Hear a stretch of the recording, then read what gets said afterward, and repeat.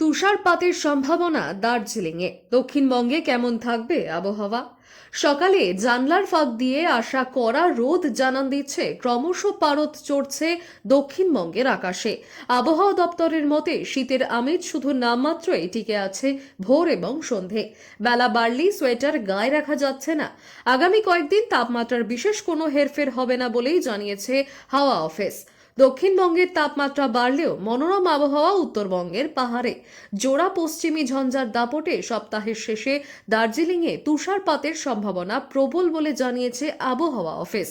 মঙ্গলবার কলকাতায় সর্বনিম্ন তাপমাত্রা 16.1 ডিগ্রি সেলসিয়াস।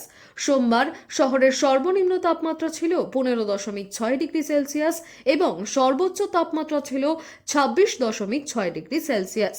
বাতাসে আর্দ্রতার পরিমাণ বেশি থাকায় বেলা বাড়ার সঙ্গেই হালকা ঘাম অনুভূত হবে শহরবাসীর।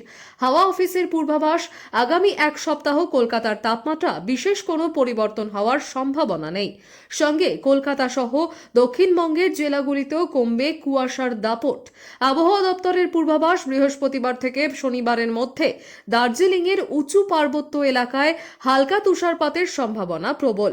একই সঙ্গে কালিম্পং, জলপাইগুড়ি ও আলিপুরদুয়ারের দু এক পশলা বৃষ্টির সম্ভাবনা রয়েছে বলে জানিয়েছে হাওয়া অফিস। আগামী কয়েকদিন উত্তরবঙ্গের পার্বত্য এলাকায় তাপমাত্রা 3 থেকে 5 ডিগ্রি সেলসিয়াসের আশেপাশেই ঘোরাফেরা করবে। তবে সমতলের জেলাগুলিতে তাপমাত্রা থাকবে 15 ডিগ্রি সেলসিয়াসের মধ্যে। আবহাওয়া দপ্তর জানিয়েছে একের পর এক পশ্চিমী ঝঞ্ঝা উত্তর পশ্চিম ভারতে ঢুকতে শুরু করেছে। এছাড়াও জম্মু কাশ্মীর ও সংলগ্ন এলাকায় নতুন করে সক্রিয় হয়েছে পশ্চিমী ঝঞ্ঝা, যার জেরে জম্মু কাশ্মীর, লাদাখ, হিমাচল প্রদেশ ও উত্তরাখণ্ডের বৃষ্টির সতর্কতা জারি করা হয়েছে আবহাওয়া দপ্তরের তরফে।